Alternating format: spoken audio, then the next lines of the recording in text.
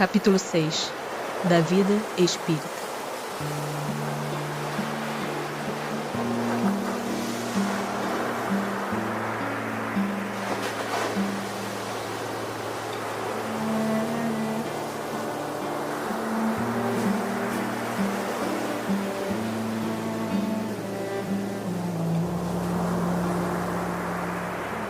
Espíritos errantes.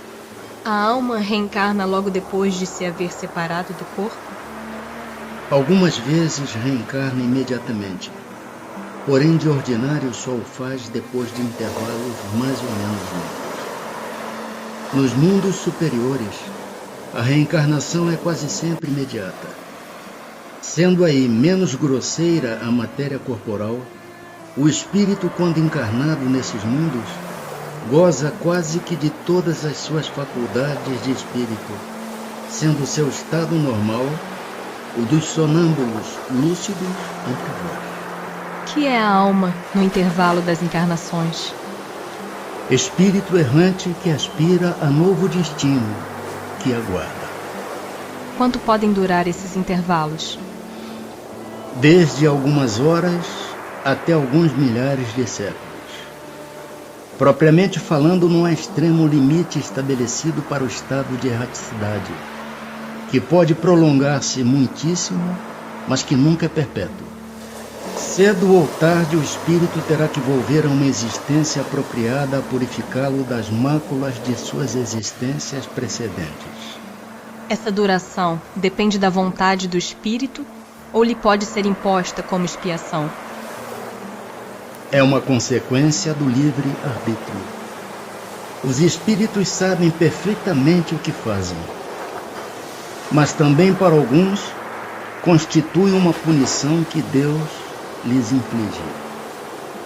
Outros pedem que ela se prolongue, a fim de continuarem estudos que só na condição de espírito livre podem efetuar-se com proveito. A erraticidade é por si só um sinal de inferioridade dos espíritos? Não, porquanto há espíritos errantes de todos os graus. A encarnação é um estado transitório, já o dissemos. O espírito se acha no seu estado normal quando liberto da matéria. Poder-se-á dizer que são errantes todos os espíritos que não estão encarnados? Sim, com relação aos que tenham de reencarnar. Não são errantes, porém, os espíritos puros, os que chegaram à perfeição. Esses se encontram no seu estado definitivo. De que modo se instruem os espíritos errantes? Certo, não o fazem do mesmo modo que nós outros? Estudam e procuram meios de elevar-se.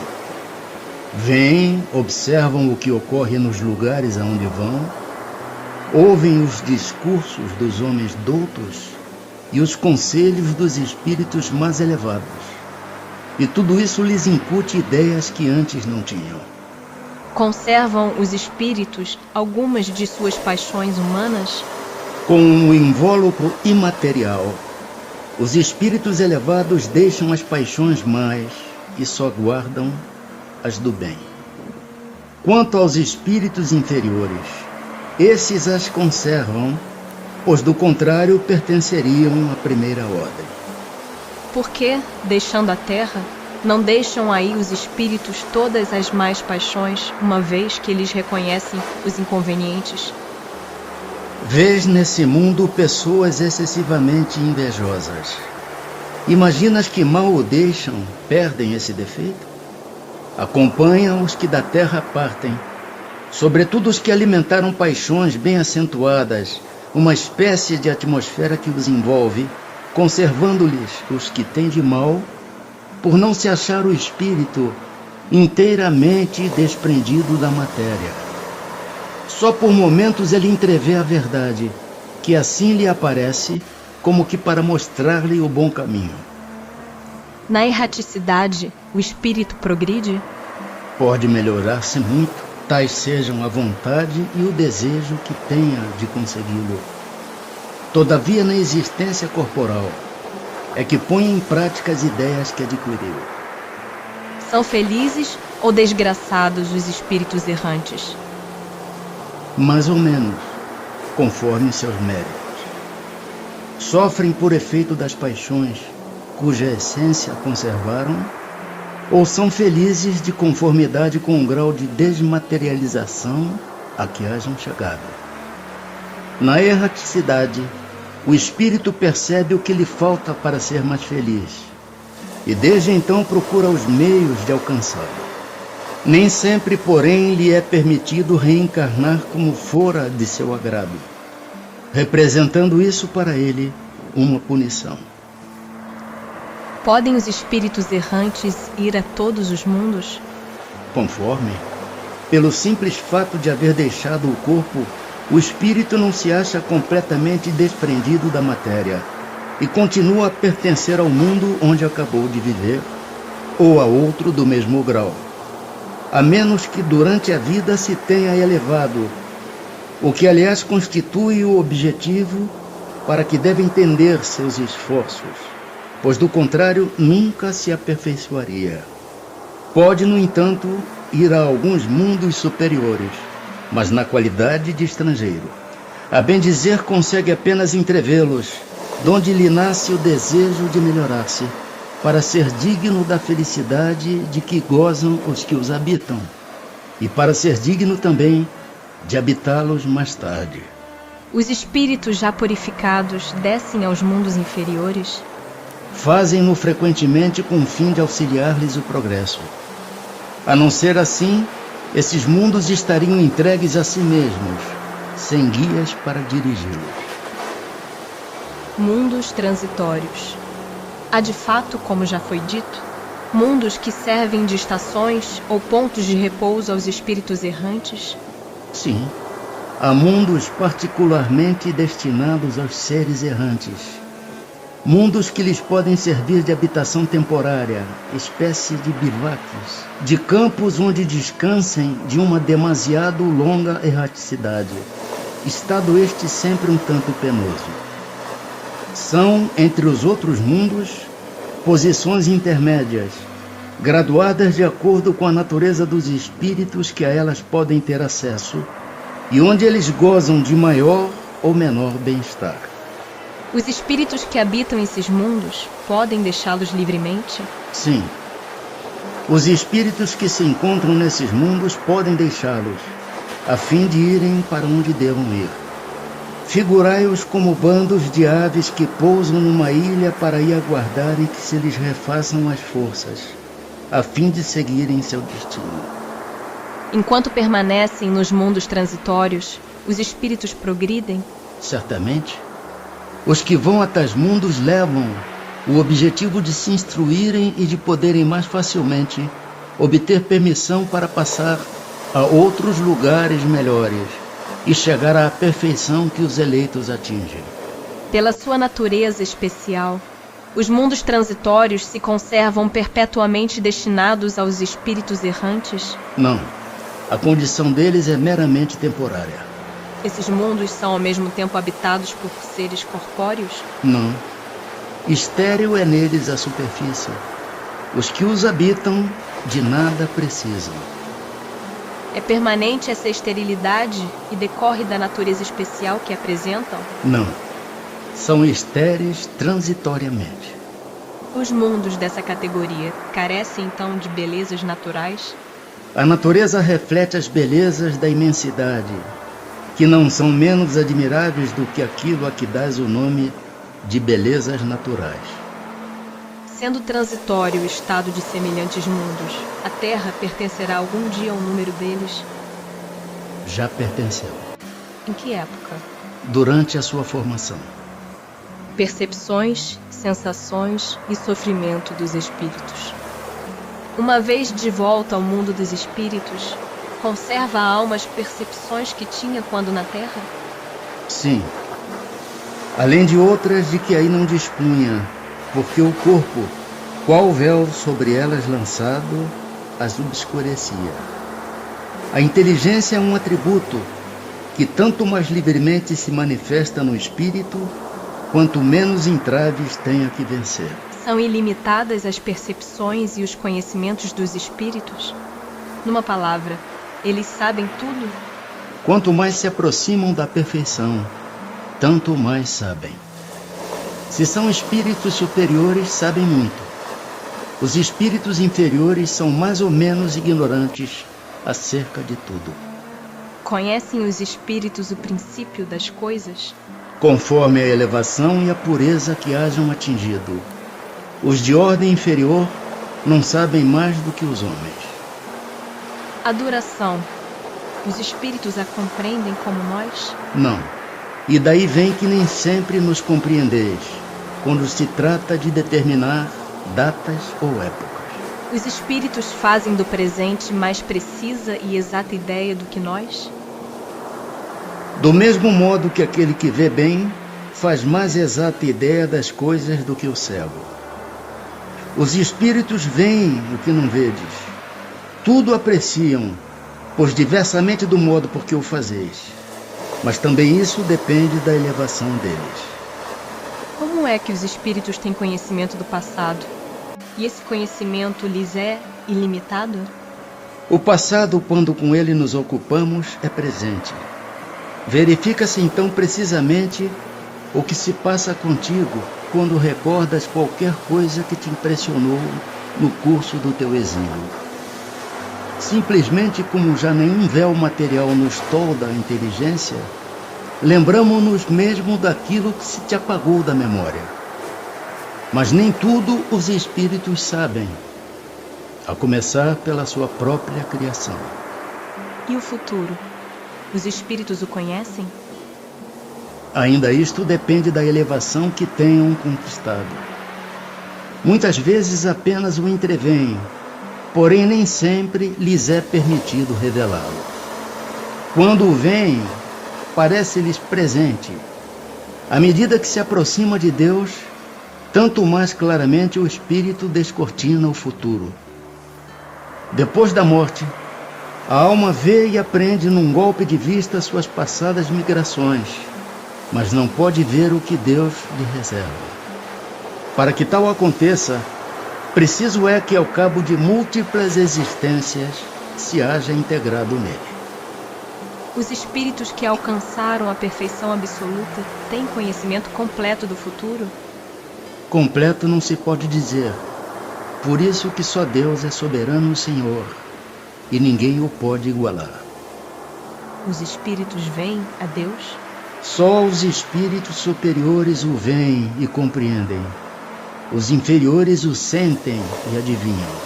Quando um espírito inferior diz que Deus lhe proíbe ou permite uma coisa, como sabe que isso lhe vem dele? Ele não vê a Deus, mas sente a sua soberania. E quando não deva ser feita alguma coisa ou dita uma palavra, percebe como por intuição a proibição de fazê-la ou dizê-la. Não tendes vós mesmos pressentimentos que se vos afiguram avisos secretos para fazerdes ou não isto ou aquilo?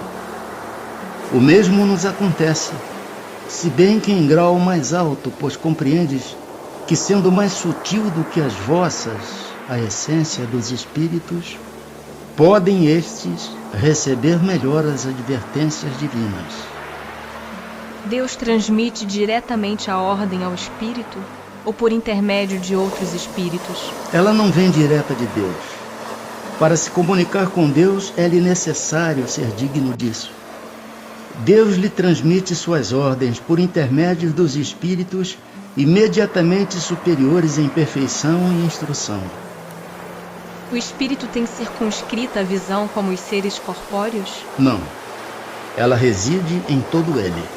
Precisam da luz para ver? Veem por si mesmos, sem precisarem de luz exterior. Para os espíritos não há trevas, salvo as em que podem achar-se por expiação. Para verem o que se passa em dois pontos diferentes, precisam transportar-se a esses pontos? Podem, por exemplo, ver simultaneamente nos dois hemisférios do globo? Como o espírito se transporta aonde queira, com a rapidez do pensamento, pode-se dizer que vê em toda a parte ao mesmo tempo. Seu pensamento é susceptível de irradiar, dirigindo-se a um tempo para muitos pontos diferentes. Mas esta faculdade depende da sua pureza. Quanto menos puro é o espírito, tanto mais limitada tem a visão. Só os espíritos superiores podem com a vista abranger um conjunto. O espírito vê as coisas tão distintamente como nós? Mais distintamente, pois que sua vista penetra onde a vossa não pode penetrar. Nada a obscurece. Percebe os sons? Sim, percebe mesmo sons imperceptíveis para os vossos sentidos obtusos. No espírito, a faculdade de ouvir está em todo ele, como a de ver? Todas as percepções constituem atributos do espírito e lhe são inerentes ao ser. Quando reveste um corpo material, elas só lhe chegam pelo conduto dos órgãos.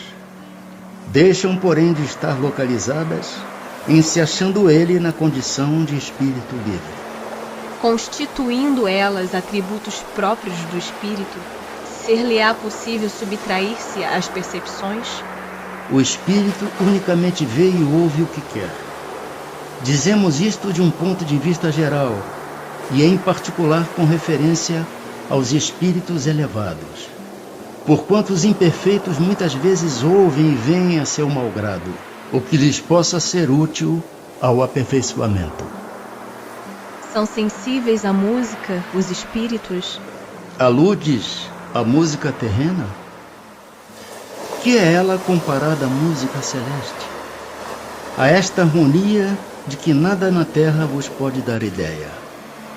Uma está para a outra como o canto do selvagem para uma doce melodia. Não obstante, espíritos vulgares podem experimentar certo prazer em ouvir a vossa música, por lhes não ser dado ainda compreenderem outra mais sublime.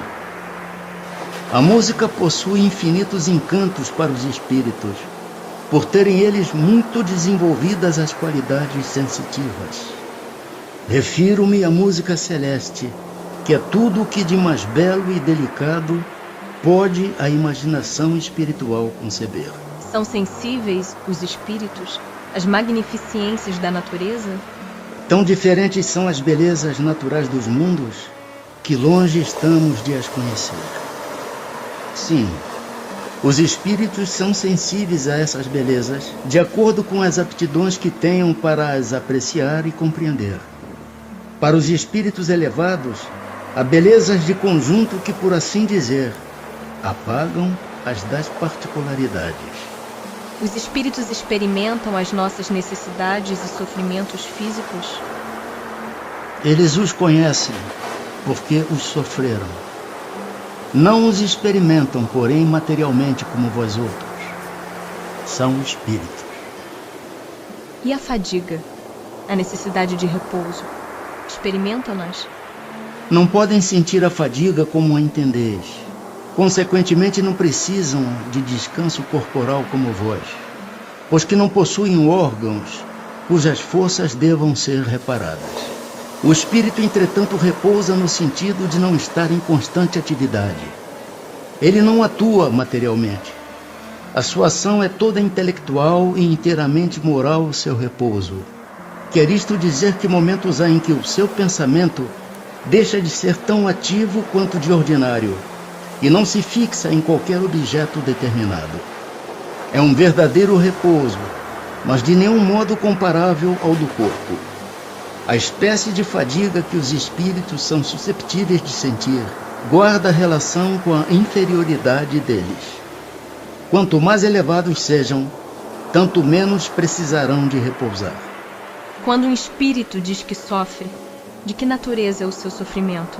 Angústias morais, que o torturam mais dolorosamente do que todos os sofrimentos físicos. Como é então que alguns espíritos se têm queixado de sofrer frio ou calor? É reminiscência do que padecem durante a vida. Reminiscência não raro tão aflitiva quanto a realidade. Muitas vezes, no que eles assim dizem, apenas há uma comparação, mediante a qual, em falta de coisa melhor, procuram exprimir a situação em que se acham. Quando se lembram do corpo que revestiram, têm impressão semelhante à de uma pessoa que, havendo tirado o manto que a envolvia, julga, passado algum tempo, que ainda o traz sobre os ombros. Escolha das provas. Quando na erraticidade, antes de começar nova existência corporal, tem o espírito consciência e previsão do que lhe sucederá no curso da vida terrena, ele próprio escolhe o gênero de provas por que há de passar. E nisso consiste o seu livre arbítrio. Não é Deus, então, quem lhe impõe as tribulações da vida como castigo? Nada ocorre sem a permissão de Deus, porquanto foi Deus quem estabeleceu todas as leis que regem o universo. E de agora perguntar por que decretou Deus esta lei e não aquela. Dando ao espírito a liberdade de escolher, Deus lhe deixa a inteira responsabilidade de seus atos e das consequências que estes tiverem. Nada lhes perturba o futuro. Aberto se lhe acham assim o caminho do bem como o do mal. Se vier a sucumbir, restar-lhe-á a consolação de que nem tudo se lhe acabou e que a bondade divina lhe concede a liberdade de recomeçar o que foi mal feito.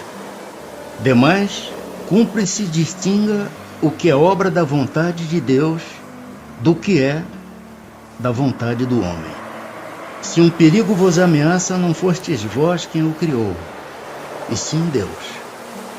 Vosso, porém, foi o desejo de a ele vos expordes, por haverdes visto nisso um meio de progredirdes, e Deus o permitiu. Do fato de pertencer ao espírito a escolha do gênero de provas que deva sofrer, seguir-se-á que todas as tribulações que experimentamos na vida, nós as previmos e buscamos? Todas não, porque não escolhestes e previstes tudo o que vos sucede no mundo, até as mínimas coisas. Escolhestes apenas o gênero das provações. As particularidades correm por conta da posição em que vos achais. São muitas vezes consequências das vossas próprias ações.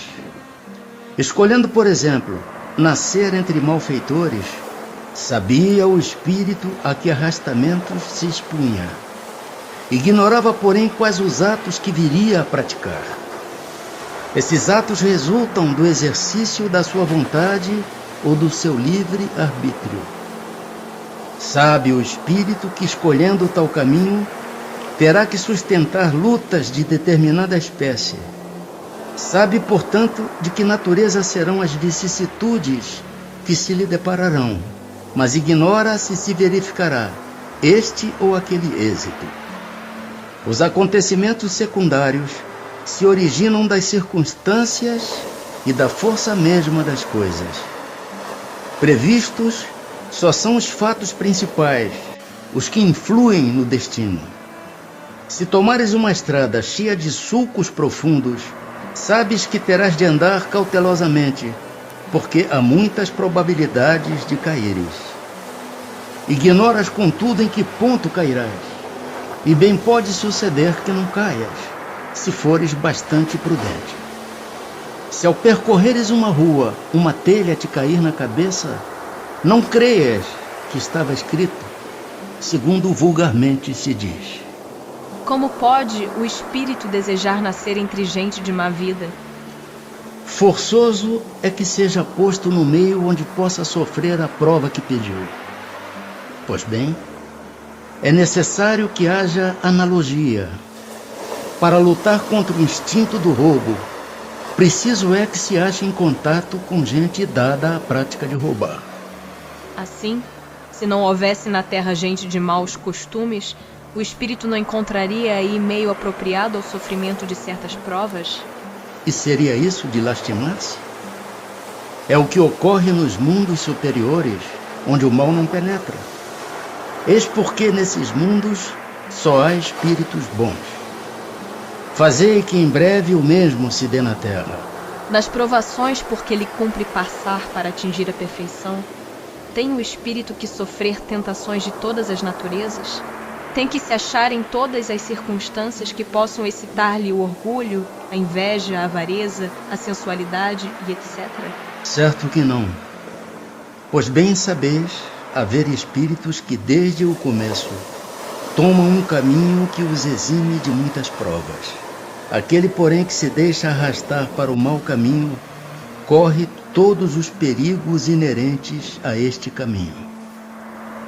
Pode um espírito, por exemplo, pedir a riqueza e ser-lhe esta concedida. Então, conforme o seu caráter, poderá tornar-se avarento ou pródigo, egoísta ou generoso, ou ainda lançar-se a todos os gozos da sensualidade. Daí não se segue, entretanto, que haja de forçosamente passar por todas estas tendências. Como pode o espírito, que em sua origem é simples, ignorante e carecido de experiência, escolher uma existência com conhecimento de causa e ser responsável por essa escolha? Deus lhe supre a inexperiência, traçando-lhe o caminho que deve seguir, como fazes com a criancinha. Deixa-o, porém, pouco a pouco, à medida que o seu livre-arbítrio se desenvolve, senhor de proceder à escolha. E só então é que muitas vezes lhe acontece extraviar-se, tomando o mau caminho, por desatender os conselhos dos bons espíritos. A isso é que se pode chamar a queda do homem. Quando o espírito goza do livre-arbítrio, a escolha da existência corporal dependerá sempre exclusivamente de sua vontade, ou essa existência lhe pode ser imposta como expiação pela vontade de Deus? Deus sabe esperar, não apressa a expiação.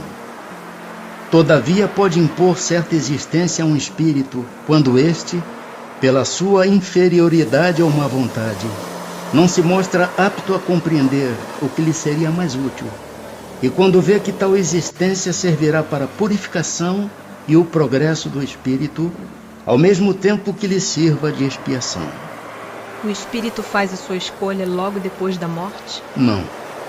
Muitos acreditam na eternidade das penas, o que, como já se vos disse, é um castigo. Que é o que dirige o espírito na escolha das provas que queira sofrer? Ele escolhe de acordo com a natureza de suas faltas, as que o levem à expiação destas e a progredir mais depressa. Uns, portanto, impõem a si mesmos uma vida de misérias e privações, objetivando suportá-las com coragem.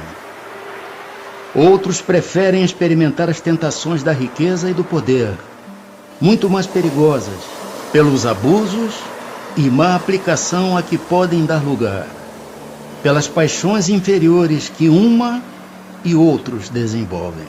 Muitos finalmente se decidem a experimentar suas forças nas lutas que terão de sustentar em contato com o vício.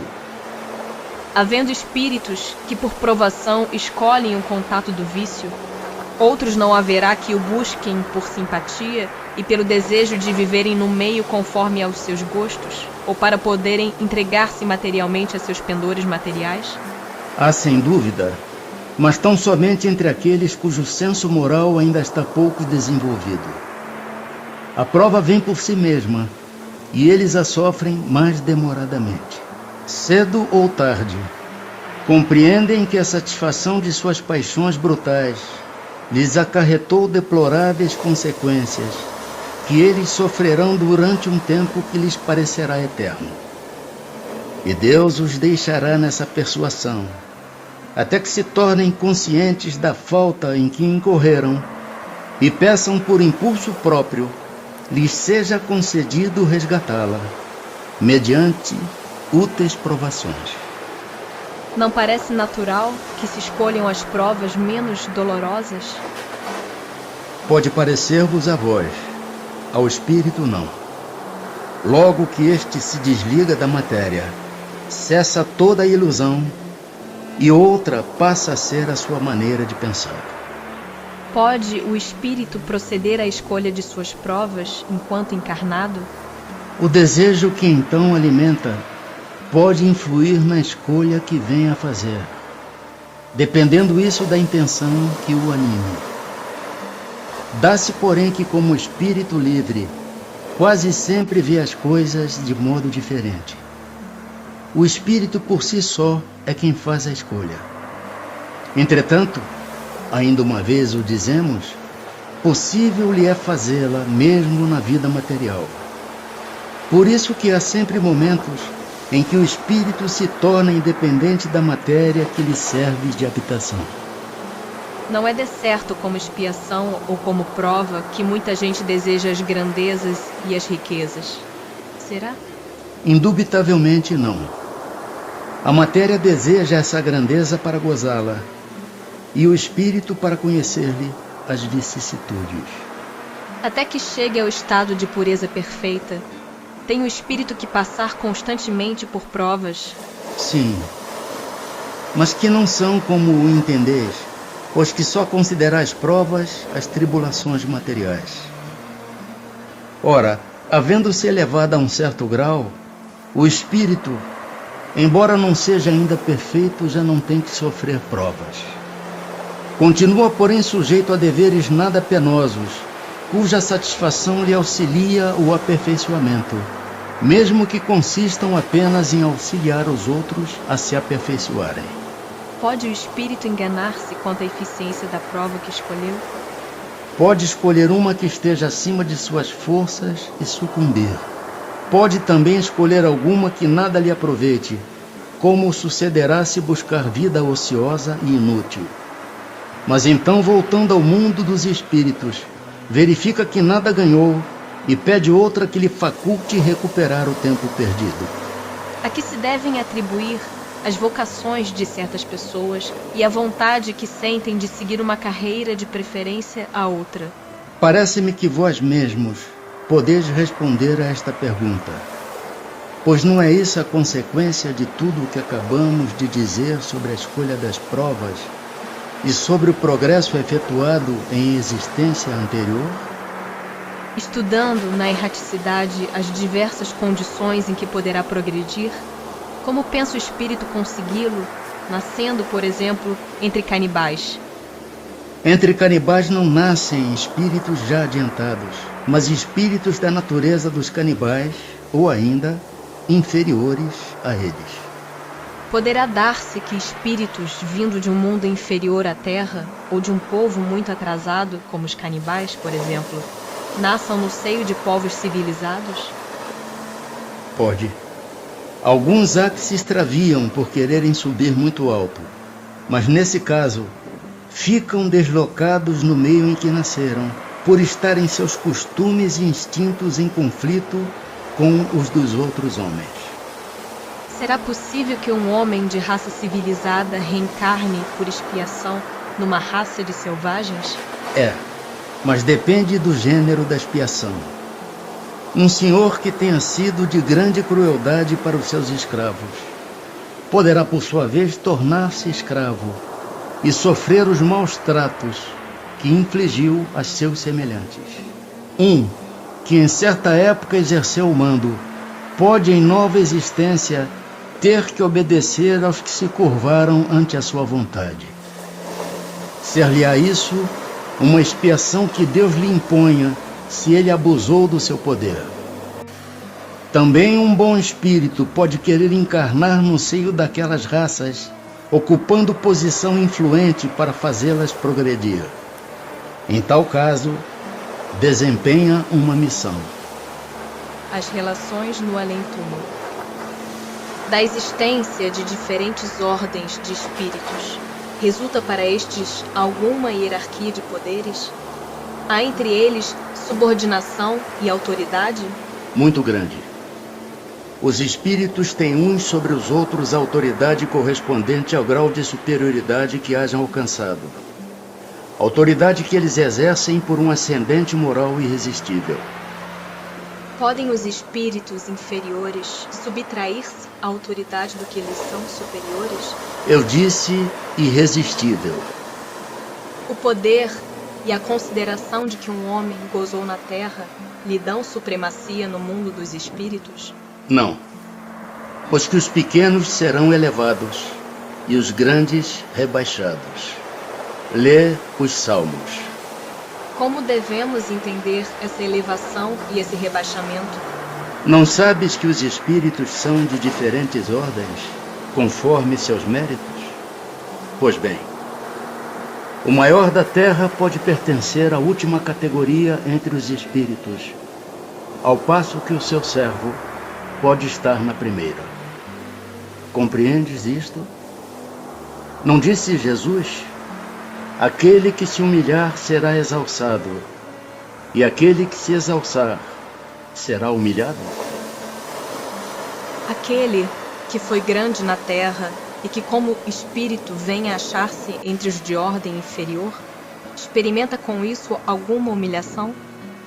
Às vezes bem grande, mormente se era orgulhoso e invejoso.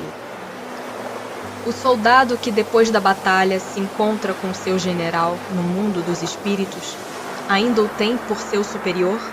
O título nada vale. A superioridade real é que tem valor. Os espíritos das diferentes ordens se acham misturados uns com os outros? Sim e não. Quer dizer, eles se veem, mas se distinguem uns dos outros. Evitam-se ou se aproximam conforme a simpatia ou a antipatia que reciprocamente uns inspiram aos outros, tal qual sucede entre vós. Constitui um mundo do qual o vosso é pálido reflexo. Os da mesma categoria se reúnem por uma espécie de afinidade e formam grupos ou famílias unidos pelos laços da simpatia e pelos fins a que visam. Os bons, pelo desejo de fazerem o bem. Os maus, pelo de fazerem o mal, pela vergonha de suas faltas e pela necessidade de se acharem entre aqueles espíritos que a eles são semelhantes. Todos os espíritos têm reciprocamente acesso aos diferentes grupos ou sociedades que eles formam? Os bons vão a toda parte, e assim deve ser, para que possam influir sobre os maus. As regiões, porém, que os bons habitam estão interditadas aos espíritos imperfeitos, a fim de que não as perturbem com suas paixões inferiores. De que natureza são as relações entre os bons e os maus espíritos? Os bons se ocupam em combater as más inclinações dos outros, a fim de ajudá-los a subir. É sua missão. Por que os espíritos inferiores se comprazem em nos induzir ao mal? Pelo despeito que lhes causa o não terem merecido estar entre os bons. O desejo que neles predomina é o de impedir, enquanto possam, que os espíritos ainda inexperientes alcancem o supremo bem. Querem que os outros experimentem o que eles próprios experimentam. Isto não se dá também entre vós outros? Como se comunicam entre si os espíritos? Eles se veem e se compreendem. A palavra é material, é o reflexo do espírito. O fluido universal estabelece entre eles constante comunicação. É o veículo da transmissão de seus pensamentos, como para vós, o ar é o do som. É uma espécie de telégrafo universal que liga todos os mundos e permite que os espíritos se correspondam de um mundo a outro. Podem os espíritos reciprocamente dissimular seus pensamentos? Podem ocultar-se uns dos outros? Não. Para os espíritos tudo é patente, sobretudo para os perfeitos. Podem afastar-se uns dos outros, mas sempre se veem. Isto, porém, não constitui regra absoluta, porquanto certos espíritos podem muito bem tornar-se invisíveis a outros espíritos, se julgarem útil fazê-lo. Como podem os espíritos, não tendo corpo, comprovar suas individualidades e distinguir-se dos outros seres espirituais que os rodeiam? Comprovam suas individualidades pelo perispírito, que os torna distinguíveis uns dos outros, como faz o corpo entre os homens. Os espíritos se reconhecem por terem coabitado a terra? O filho reconhece o pai? O amigo reconhece o seu amigo? Perfeitamente. E assim de geração em geração. Como é que os que se conheceram na Terra se reconhecem no mundo dos espíritos? Vemos a nossa vida pretérita e lemos nela como em um livro. Vendo a dos nossos amigos e dos nossos inimigos, aí vemos a passagem deles da vida corporal a outra. Deixando seus despojos mortais, a alma vê imediatamente os parentes e amigos que a precederam no mundo dos espíritos? Imediatamente, ainda aqui, não é o termo próprio. Como já dissemos, é-lhe necessário algum tempo para que ela se reconheça a si mesma e alige o véu material. Como é acolhida a alma no seu regresso ao mundo dos espíritos? A do justo como bem-amado irmão, desde muito tempo esperado. A do mal como um ser desprezível. Que sentimento desperta nos espíritos impuros a chegada entre eles de outro espírito mau?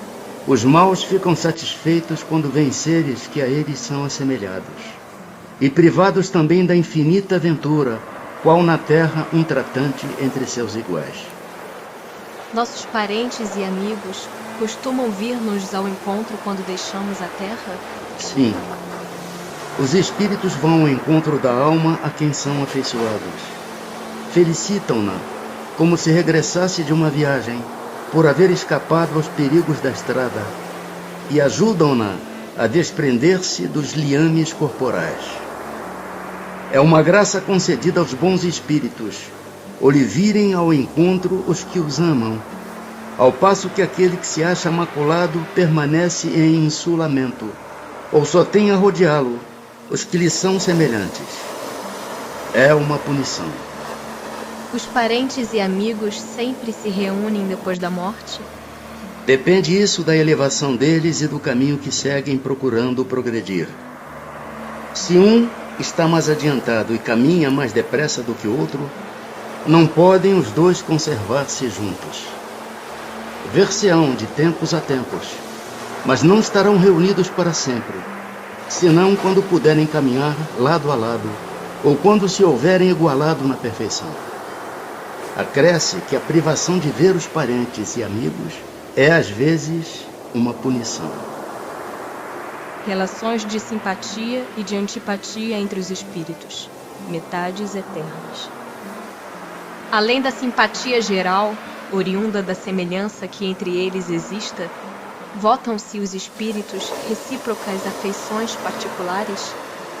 Do mesmo modo que os homens, sendo porém que mais forte é o laço que prende os espíritos uns aos outros, quando carentes de corpo material, porque então esse laço não se acha exposto às vicissitudes das paixões.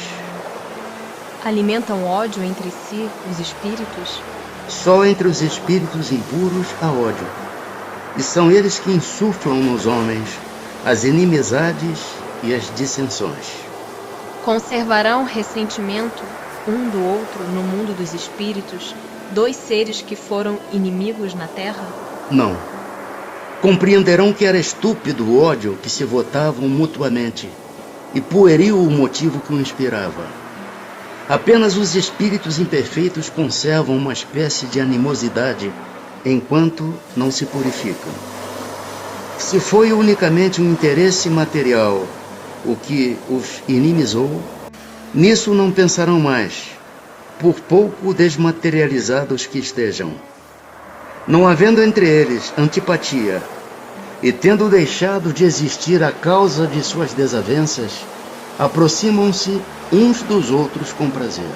A lembrança dos atos maus que dois homens praticaram um contra o outro constitui obstáculo a que entre eles reine simpatia? Essa lembrança os induz a se afastarem um do outro. Que sentimento anima, depois da morte, aqueles a quem fizemos mal neste mundo? Se são bons, eles vos perdoam, segundo o vosso arrependimento. Se são maus, é possível que guardem ressentimento do mal que lhes fizestes, e vos persigam até não raro em outra existência. Deus pode permitir que assim seja por castigo. são suscetíveis de alterar-se as afeições individuais dos espíritos? Não, por não estarem eles sujeitos a enganar-se. Falta-lhes a máscara, sob que se escondem os hipócritas. Daí vem que, sendo puros, suas afeições são inalteráveis. Suprema felicidade lhes advém do amor que os une. Continua a existir sempre no mundo dos espíritos a afeição mútua que dois seres se consagraram na Terra? Sem dúvida, desde que originada de verdadeira simpatia. Se, porém, nasceu principalmente de causas de ordem física, desaparece com a causa. As afeições entre os espíritos são mais sólidas e duráveis do que na Terra, porque não se acham subordinadas aos caprichos dos interesses materiais e do amor próprio. As almas que devam unir-se estão, desde suas origens, predestinadas a essa união, e cada um de nós tem, em alguma parte do universo, sua metade, a que fatalmente um dia se reunirá? Não há união particular e fatal de duas almas. A união que há é a de todos os espíritos, mas em graus diversos, segundo a categoria que ocupam, isto é, segundo a perfeição que tenham adquirido. Quanto mais perfeitos, tanto mais unidos. Da discórdia nascem todos os males dos humanos. Da concórdia resulta a completa felicidade. Em que sentido se deve entender a palavra metade, de que alguns espíritos se servem para designar os espíritos simpáticos? A expressão é inexata. Se um espírito fosse a metade de outro, separados os dois, estariam ambos incompletos. Se dois espíritos perfeitamente simpáticos se reunirem, estarão unidos para todo sempre, ou poderão separar-se e unir-se a outros espíritos? Todos os espíritos estão reciprocamente unidos. Falo dos que atingiram a perfeição. Nas esferas inferiores, desde que um espírito se eleva, já não simpatiza como dantes com aqueles espíritos que lhe ficaram abaixo. Dois espíritos simpáticos são complemento um do outro? Ou a simpatia entre eles existente é resultado de identidade perfeita? A simpatia que atrai um espírito para outro resulta da perfeita concordância de seus pendores e instintos. Se um tivesse que completar o outro, perderia a sua individualidade. A identidade necessária à existência da simpatia perfeita apenas consiste na analogia dos pensamentos e sentimentos, ou também na uniformidade dos conhecimentos adquiridos? Na igualdade dos graus de elevação. Podem tornar-se de futuro simpáticos espíritos que presentemente não são? Todos o serão. Um espírito que hoje está numa esfera inferior ascenderá, aperfeiçoando-se, para atingir a esfera em que se acha tal outro espírito.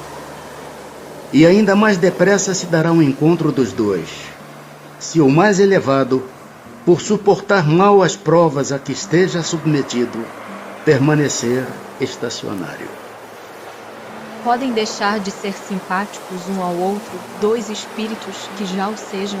Certamente, se um deles for preguiçoso. Recordação da existência corpórea. Lembra-se o espírito da sua existência corporal? Lembra-se. Isto é, tendo vivido muitas vezes na terra, recorda-se do que foi como homem. E eu te afirmo que frequentemente ri, penalizado de si mesmo. A lembrança da existência corporal se apresenta ao espírito completa e imediatamente após a morte? Não, vem-lhe pouco a pouco, qual imagem que surge gradualmente de uma névoa, à medida que nela fixa ele a sua atenção. O espírito se lembra detalhadamente de todos os acontecimentos de sua vida? Apreende o conjunto deles de um golpe de vista retrospectivo? Lembra-se das coisas, de conformidade com as consequências que delas resultaram, para o estado em que se encontra como espírito errante. Bem compreendes, portanto, que muitas circunstâncias haverá de sua vida a que não ligará importância alguma e das quais nem sequer procurará recordar-se. Mas se o quisesse, poderia lembrar-se delas? Pode lembrar-se dos mais minuciosos pormenores e incidentes, assim relativos aos fatos, como até aos seus pensamentos. Não o faz, porém, desde que não tenha utilidade. Entrevê o espírito o objetivo da vida terrestre com relação à vida futura? Certo que o vê e compreende muito melhor do que em vida do seu corpo. Compreende a necessidade da sua purificação para chegar ao infinito e percebe que em cada existência deixa algumas impurezas. Como é que ao espírito se lhe desenha na memória sua vida passada? Será por esforço da própria imaginação ou como um quadro que se lhe apresenta à vista? De uma e outras formas. São-lhe como que presentes todos os atos de que tenha interesse em lembrar-se. Os outros lhe permanecem mais ou menos vagos na mente ou esquecidos de todo. Quanto mais desmaterializado estiver, tanto menos importância dará às coisas materiais. Essa a razão porque muitas vezes evocas um espírito que acabou de deixar a terra e verificas que não se lembra dos nomes das pessoas que lhe eram caras, nem de uma porção de coisas que te parecem importantes. É que tudo isso, pouco lhe importando, logo caiu em esquecimento. Ele só se recorda perfeitamente bem dos fatos principais que concorrem para a sua melhoria. O espírito se recorda de todas as existências que precederam a que acaba de ter? Todo o seu passado se lhe desdobra à vista, quais a um viajor os trechos do caminho que percorreu. Mas, como já dissemos, não se recorda de modo absoluto de todos os seus atos. Lembra-se destes conformemente a influência que tiveram na criação do seu estado atual. Quanto às primeiras existências, as que se podem considerar como a infância do espírito, essas se perdem no vago e desaparecem na noite do esquecimento. Como considera o espírito o corpo de que vem de separar-se? Como veste imprestável que o embaraçava, sentindo-se feliz por estar livre dela. Que sensação lhe causa o espetáculo do seu corpo em decomposição? Quase sempre se conserva indiferente a isso, como a uma coisa que em nada o interessa. Ao cabo de algum tempo, reconhecerá o espírito os ossos ou outros objetos que lhe tenham pertencido? Algumas vezes, dependendo do ponto de vista mais ou menos elevado, donde considere as coisas terrenas. A veneração que se tenha pelos objetos materiais que pertenceram ao espírito lhe dá prazer e atrai a sua atenção para esses objetos? É sempre grato ao espírito que se lembrem dele, e os objetos que lhe pertenceram trazem-no à memória dos que ele no mundo deixou.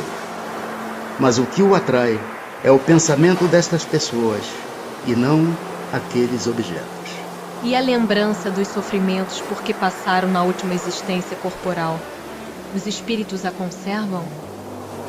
Frequentemente assim acontece, e essa lembrança lhes faz compreender melhor o valor da felicidade de que podem gozar como espíritos.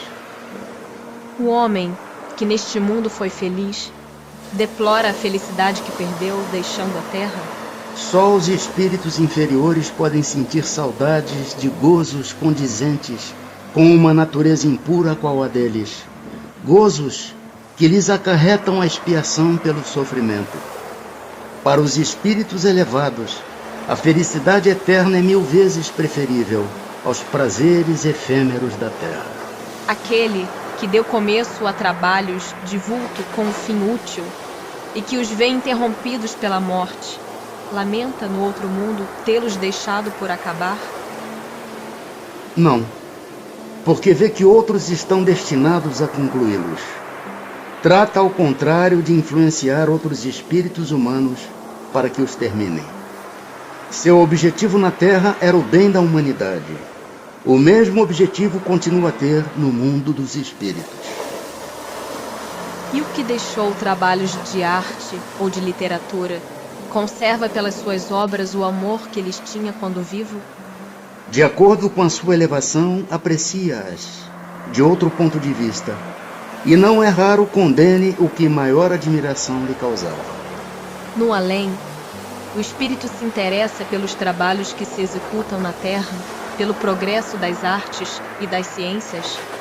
Conforme a sua elevação ou a missão que possa ter que desempenhar.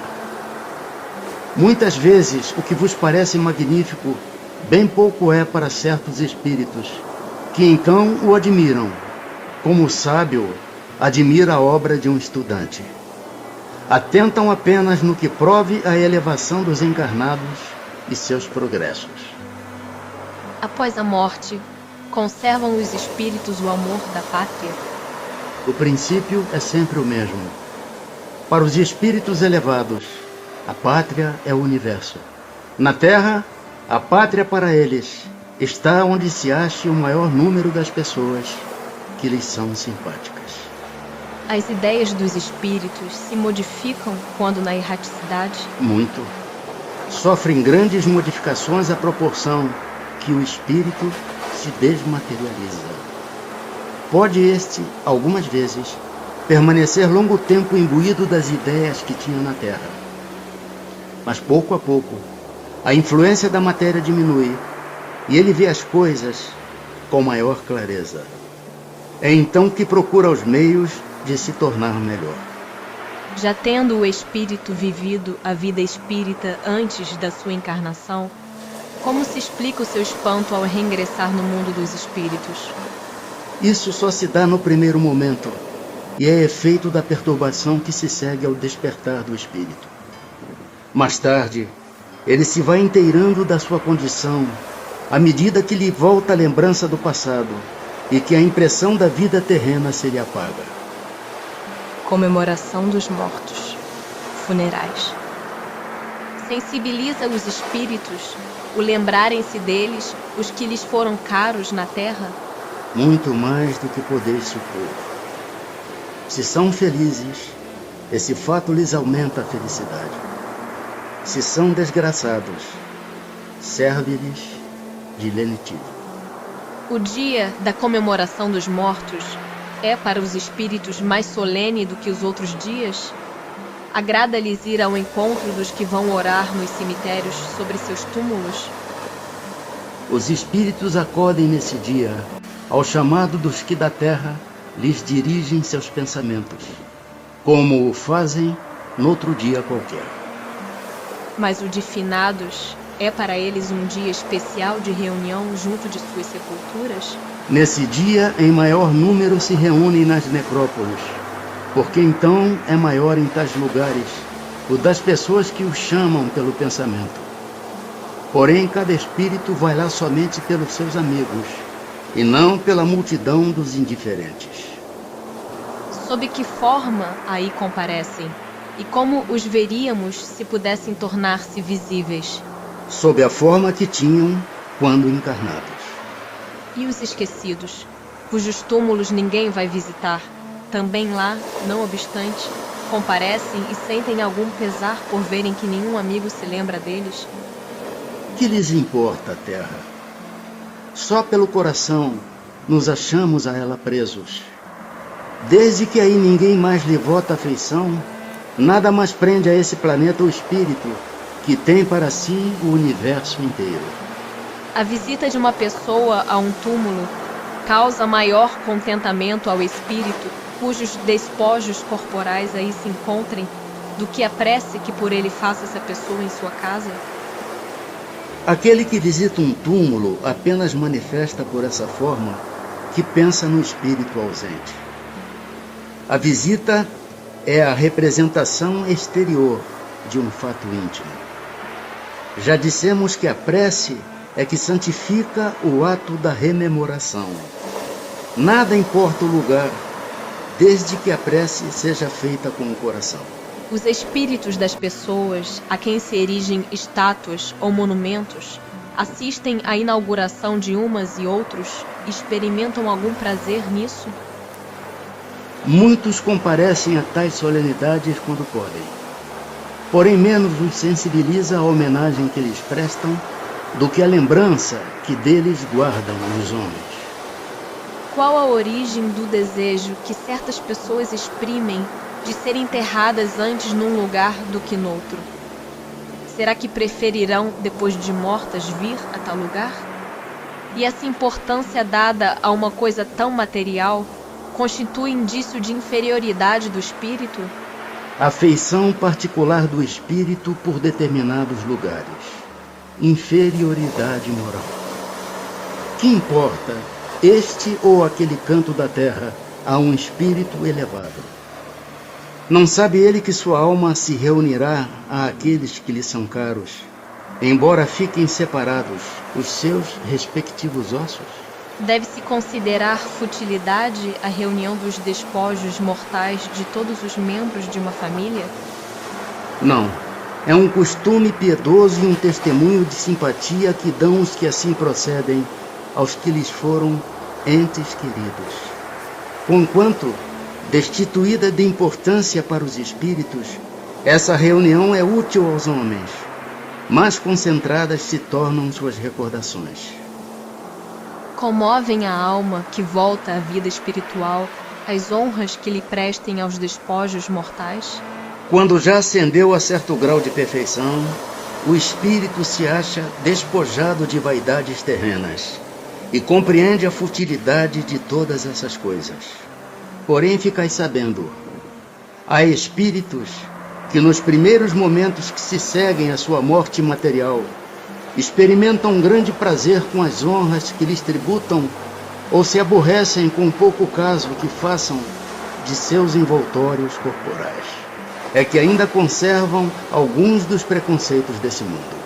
O espírito assiste ao seu enterro? Frequentemente assiste, mas algumas vezes, se ainda está perturbado, não percebe o que se passa. Lisonjeia-o a concorrência de muitas pessoas ao seu enterramento? Mais ou menos, conforme o sentimento que as anima. O espírito daquele que acaba de morrer assiste à reunião de seus herdeiros? Quase sempre. Para seu ensinamento e castigo dos culpados, Deus permite que assim aconteça.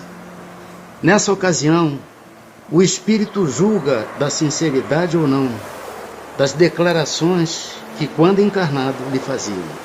Todos os sentimentos se lhe patenteiam, e a decepção que lhe causa, a voracidade dos que entre si partilham os bens por ele deixados, o esclarece acerca daqueles sentimentos. Chegará, porém, a vez dos que lhe motivam essa decepção.